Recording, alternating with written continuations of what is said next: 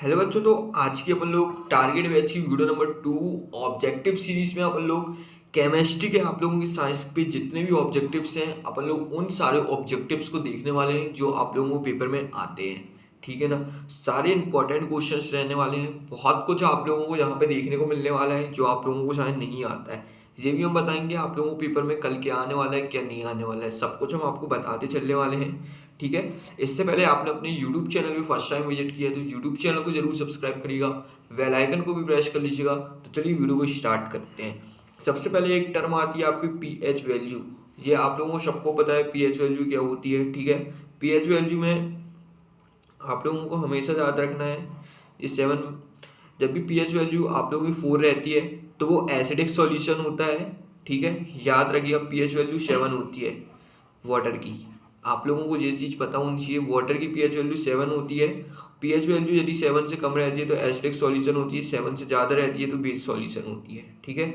और जो आप लोगों का लेमन जूस है, ठीक है, याद रखिए लेमन जूस में आप लोगों का एसिडिक सॉल्यूशन रहता है। एसिडिक सॉल्यूशन को अम्लीय घोल बोलते हैं, ये चीज़ याद रखिएगा आप लोग। ठीक है। और बेस होते हैं वो आप लोगों के 7 से ज़्यादा होते हैं, उनको अपन लोग बेस सॉल्यूशन बोलते हैं। यहाँ पर भी हमने लिख दिया है पीएच ग्रेटर देन 7। ठीक है ना। इस प्रकार से ये चीज़ भी हमने यहाँ पे लिख दी है। और एक चीज़ और याद रखिएगा, यदि पीएच वैल्यू 10 रहती है तो जो लिटमस पेपर आप लोगों का रेड से ब्लू हो जाता है। ठीक है। वो भी एसिड में रहता है। ये चीज़ आप लोग याद रखिएगा, इंपॉर्टेंट टर्म है, आप लोगों को बहुत काम में आएगा क्योंकि इसमें से आपके परीक्षा दिन में बहुत सारे क्वेश्चंस बने रखे हुए हैं। तो यहाँ पे सारे आपके क्वेश्चंस को कवर कर दिया है हमने। ठीक है। उसका बाद एक क्वेश्चन आता है रेट ऑफ रिएक्शन। ठीक है। तो आप लोग इसको जरूर देखिएगा। इसकी यूनिट जो होती है ये आप लोग देखिए मोल होती है, मोल पर लीटर पर सेकंड। यूनिट याद रखिएगा, यूनिट आप लोगों को फिल इन द ब्लैंक्स वगैरह वन वर्ड वगैरह में पूछी आती हैं। ठीक है। इसके बाद जब भी अपन लोग टेम्परेचर को इंक्रीज करेंगे तो आप लोगों की रेट ऑफ रिएक्शन भी इंक्रीज होती है। ये चीज़ आप लोग याद रखिएगा। फैक्टर्स आप लोग देख लीजिएगा और डेफिनेशन वगैरह आप लोग देख लीजिएगा रेट ऑफ रिएक्शन की। उसके बाद आता है रस्टिंग ऑफ आयरन, यानी कि जंग लगना लोहे में। ठीक है। तो आप लोगों को बता दें कि ये कोरिजन होता है। ठीक है। और स्लो रिएक्शन होती है, स्लो अभिक्रिया होती है। ठीक है। ये चीज़ आप लोग याद रखिएगा। रस्टिंग ऑफ आयरन में ये दो चीज़ आप लोगों के ऑब्जेक्टिव्स में बनते हैं। ठीक है। चलिए अब अपन लोग यहाँ से आगे देखने वाले हैं रेस्पिरेशन, यानी कि श्वसन आप लोगों की एक्सोथर्मिक रिएक्शन है, यानी कि ऊष्माक्षेपी अभिक्रिया है। ये चीज़ आप लोग याद रखिएगा। उसका जो फोटोकेमिकल अभिक्रिया है आप लोगों की, वो लाइट को ऑब्जॉर्व करती है। जो भी चीज़ लाइट को ऑब्जॉर्व करती है वो फोटोकेमिकल रिएक्शन होती है। ये चीज़ याद रखिएगा। एग्जाम्पल आप लोगों का एक जे है फोटोग्राफ, आप लोगों को इस चीज़ को याद रखना है। ठीक है। इसके बाद आप लोगों का आता है डिकम्पोजिशन रिएक्शन, यानी कि विघटन प्रतिक्रिया, डाइजेशन ऑफ फूड, भोजन का पाचन करती है। ये चीज़ याद रखिएगा। इसके बाद प्रेसिपिटेशन रिएक्शन आती है, अविक्षण प्रतिक्रिया, इनसॉल्युबल सॉल्ट प्रोड्यूस। ठीक है। ये आप लोगों की अघुलनीय सॉल्ट होता है। ठीक है। इस चीज़ को आप लोगों को अच्छे से याद रखना है। अच्छा, इसमें से अब आप लोगों को क्वेश्चन जो आने वाला है 2 नंबर का एक क्वेश्चन आएगा। तो आप लोगों को वो कौन सा क्वेश्चन आएगा, एक रिएक्शंस दे देंगे, आप लोगों को रिएक्शंस को बैलेंस करना है। ठीक है ना। तो ये आप लोग बहुत ही अच्छे से बिल्कुल कर लीजिएगा, रिएक्शन को बैलेंस कैसे करते हैं। ठीक है ना। आपको जरूर आएगी, एक केमिकल रिएक्शन दे देंगे उसको बैलेंस करना है। ठीक है ना। ये क्वेश्चन आपको जरूर आएगा। और कुछ छोटी छोटी सी जो टर्म्स हैं यहाँ पे हम आप लोगों को बता देते हैं। ठीक है। तो इनकी आप लोग डेफिनेशन वगैरह याद कर लीजिएगा। क्यू क्लाइम जो होता है उसका फॉर्मूला ये होता है, याद रखिएगा, CaO। ठीक है। कैटलिस्ट प्रोडक्ट और एक्यूट स्टेट के एक्यूएशन स्टेट। ठीक है। तो इसके आप लोग डेफिनेशंस को याद कर लीजिएगा, 1 नंबर 1 वर्ड में आप लोगों से पूछे जा सकते हैं। इसी प्रकार से और भी बहुत सारे क्वेश्चंस हैं जो आप लोगों के बनते हैं, लेकिन बेसिक क्वेश्चंस आपके यही थे तो आप लोगों को दे दिए। ठीक है। बाकी जो भी आएगा आप लोगों का बहुत ही ईजी आएगा। यदि इस चीज़ को आप लोग पढ़ लेते हैं ना, इसके बाद आप लोग को जितना भी कुछ आएगा ना पेपर में सब आसान रहेगा, सब आप लोगों से बनेगा। ठीक है। और लास्ट ईयर जो इस पैटर्न में 2 क्वेश्चंस आए थे तो आप लोग इसको देखिएगा। लेमन और ऑरेंज में आप लोगों का साइट्रिक एसिड रहता है, ये चीज़ आप लोग याद रखिएगा। टमाटो में आप लोगों का ऑक्सैलिक एसिड रहता है, ये चीज़ भी आप लोग याद रखिएगा। और ये चीज़ आया था लास्ट ईयर, विनेगर में एसिटिक एसिड होता है, टेमराइंड में आप लोगों का टेट्रिक एसिड होता है। और सिटिंग आंट, ये चीज़ याद रखिए, सिटिंग आंट में आप लोगों का फॉर्मिक एसिड होता है। फॉर्मिक एसिड को ये अपन लोग मैथोनिक एसिड बोलते हैं, ये चीज़ याद रखिएगा। और नेटल लीफ जो होती हैं उसमें आप लोगों का ये वाला एसिड पाया जाता है। ये चीज़ आप लोग बहुत अच्छे से याद रखिएगा। ये एक इम्पॉर्टेंट टर्म है जो आप लोगों को मेसो कॉलम में वगैरह में पूछी जाती है, ठीक है ना। तो आप लोग इस चीज़ को अच्छे से याद करिए, कौन सा एसिड किस में पाया जाता है, ठीक है। चलिए अपन लोग आगे यहाँ पे क्वेश्चन देखेंगे। जो एक्वस सॉल्यूशन बेस का होता है उसमें हाइड्रोक्साइड होता है OH, ये चीज़ याद रखिएगा। इसका एक इम्पॉर्टेंट टर्म आता है प्लास्टर ऑफ पेरिस, ठीक है। प्लास्टर ऑफ पेरिस से अपन लोग क्या क्या बना सकते हैं, ये चीज़ है टॉय और ये स्टेट्यू और आइटम्स वगैरह बनाते हैं, डेकोरेटिव आइटम्स, मतलब सजाने के कुछ आइटम्स वगैरह अपन लोग बना सकते हैं, ठीक है। प्लास्टर ऑफ पेरिस को ये चीज़ समझिएगा। और जब भी बोन फ्रैक्चर होती है, अपनी हड्डियाँ वगैरह अपनी टूट जाती हैं, तो अपन लोग प्लास्टर ऑफ पेरिस का ही यूज़ करते हैं, ये भी आप लोग याद रखिएगा। मॉइस्चर प्रूफ कंटेनर जो है प्लास्टर ऑफ पेरिस को ही कहते हैं, ये चीज़ भी आप लोग याद रखिएगा। ये 3 चीज़ें हैं जिसमें से आप लोगों के ऑब्जेक्टिव्स बनते हैं प्लास्टर ऑफ पेरिस के बेस में। प्लास्टर ऑफ पेरिस का फॉर्मूला और प्लास्टर ऑफ पेरिस के बारे में थोड़ी सी डेफिनेशन आपको पता होनी चाहिए, और इसका इक्वेशन भी आप लोगों को याद होना चाहिए, ठीक है ना। चलिए आगे बढ़ते हैं। वॉशिंग सोडा क्या है, एक सॉल्ट है, ठीक है, बेसिक सॉल्ट है। कौन सा सॉल्ट है आपका, ये बेसिक सॉल्ट है, याद रखिएगा। ब्लीचिंग और वॉशिंग सोडा का फॉर्मूला रिएक्शन वगैरह आप लोग को याद होनी चाहिए, ठीक है।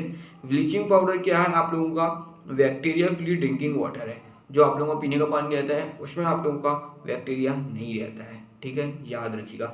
और जो लीड सल्फेट है आप लोगों का, इसका फॉर्मूला आप लोगों का ये है PbSO4, याद रखिएगा। लीड सल्फेट का फॉर्मूला काम में आएगा आप लोगों को। और जो वाटर का कॉम्बिनेशन होता है O2 और H2 होता है, याद रखिएगा आप लोग। और उसका जो आप लोगों का ऑक्सीडेशन होता है H2 जो है, ये आप लोगों का ऑक्सीडेशन नहीं है, हमेशा याद रखिएगा इस चीज़ को, ठीक है। और उसके बाद ऑयली एंड फैटी फूड रेंसाइड, ये चीज़ याद रखिएगा, ऑक्सीडेशन में इंपॉर्टेंट टर्म है, आपको क्वेश्चन जरूर आ सकता है। तैलीय और वायुयुक्त भोजनवासी, ठीक है, ये चीज़ हमने यहाँ पे हिंदी में भी लिख दी है, ठीक। तो आप लोगों को इस चीज़ को कर लेना है। चलिए अब हम लोग आगे देखने वाले हैं यहाँ पे। इसके बाद आता है केमिकली रस्ट। आप लोगों का हाइड्रेटेड फेरिक ऑक्साइड जो चीज़ है वो आप लोगों का केमिकली रस्ट रहती है, यानी कि रासायनिक रूप से जंग रहती है, ठीक है ना, ये चीज़ याद रखिएगा। और जो आप लोगों का ये साइन आप लोग देख रहे हैं रिएक्शंस में, आप लोगों ने इस साइन को भी देखा होगा। इस साइन को क्या कहते हैं, इसका क्या मीनिंग होता है, फॉर्मेशन ऑफ प्रेसिपिटेट होता है इसका मतलब, विच का निर्माण, याद रखिएगा। आयंस एक्सचेंज यानी कि आप लोगों को बदलना, ठीक है, आयंस को बदलना होता है। डबल डिस्प्लेसमेंट की रिएक्शन जब भी होती है तो आयंस एक्सचेंज होते हैं, याद रखिएगा। आप लोग को डबल डिस्प्लेसमेंट रिएक्शन की डेफिनेशन याद होगी और उसकी रिएक्शन भी याद होगी। आपके रिएक्शंस के बेस पे ही आप लोगों को ऑब्जेक्टिव्स आने वाले हैं।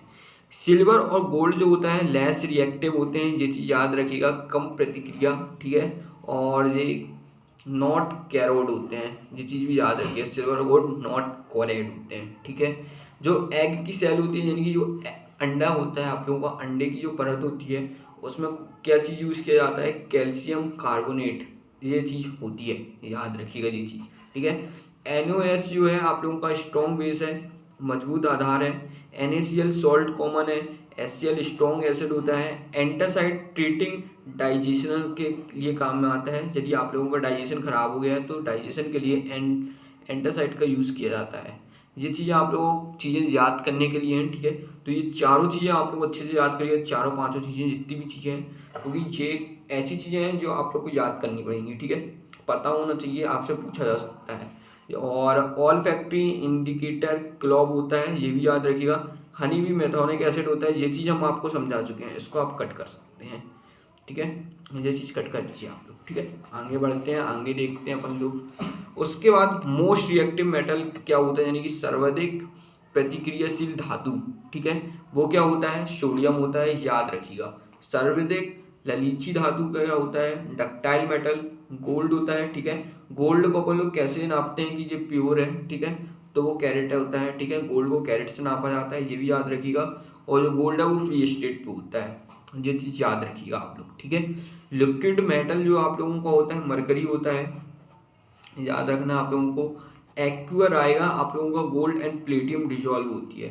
जो गोल्ड और प्लेटियम है ये आप लोगों का किस चीज़ में खुल जाता है, वो है एक्वार आएगा, ठीक है, इस सॉल्यूशन में खुल जाता है।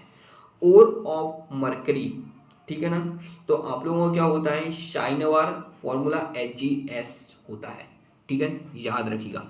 लाइटेस्ट मेटल यानी कि आप लोगों की हल्की धातु कौन सी होती है, लिथियम होती है, ये याद रखिएगा। ग्राफाइट नॉन मेटल है, गुड कंडक्टर ऑफ इलेक्ट्रिसिटी है, ठीक है, विद्युत के लिए काफ़ी अच्छा नॉन मेटल है ये, याद रखिए ग्राफाइट, ठीक है। गैर धातु नॉन मेटल आयोडीन जो है, मतलब गैर धातु आयोडीन लूस्टर्स होती है, याद रखिएगा। Bronze is an alloy, copper and zinc, ये चीज़ आप लोगों को याद रखनी है, ठीक है ना। इसके बाद आपका फ्लोट इन वाटर, यहाँ पे आप लोग देख पा रहे हैं, ठीक है, फ्लोट इन वाटर यानी कि पानी में तैरने वाला धातु कौन सा है, कैल्शियम एंड मैग्नीशियम, जो ऐसे धातु हैं, सिर्फ ऐसे धातु हैं जो पानी में भी तैरते हैं, ये चीज़ आप लोगों को याद रखना है, ठीक है। जब भी अपन लोग दो और दो से ज़्यादा मेटल को मिक्स करते हैं तो अपन को क्या मिलता है, एलॉय मिलता है, और एलॉय ब्रॉन्ज होता है, याद रखिएगा, ठीक है ना। डायमंड जो होते हैं आप लोगों के ऑल ड्रॉप ऑफ कार्बन होते हैं, ये चीज़ याद रखिएगा, ठीक है। डायमंड कैसे बनते हैं, मतलब क्या चीज़ होती है। और मरकरी जो होती है क्विक सिल्वर होता है, ये चीज़ याद रखिएगा। मैसो कॉलम में पूछा जा सकता है, फिल इन द ब्लैंक्स में पूछा जा सकता है, ठीक है।